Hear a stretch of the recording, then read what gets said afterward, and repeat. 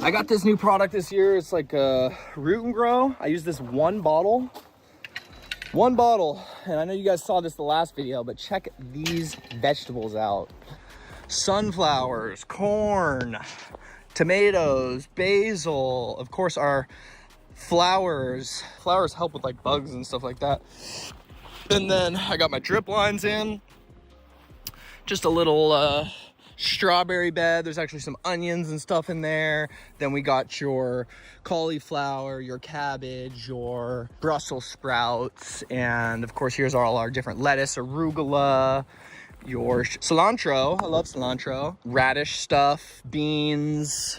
What is over here? What are these again? These are the beans, exactly. The beans, and just a whole bunch more stuff over here as well. More tomatoes, tomatillos, all these beans. I'm gonna set up a, they vine out, see, like they vine out. So I'm gonna set something up over them to vine out. I'm gonna put watermelons in the end, and those watermelons will get planted there and then vine out this way. We do not have our chickens back here. That is actually another coop. I'm gonna move that coop out there for the chickens, so they have a little bit more space here moving forward. They did live back here previous years, but now that this is full on in the ground and we graduated from the garden beds next door, we're still gonna use those.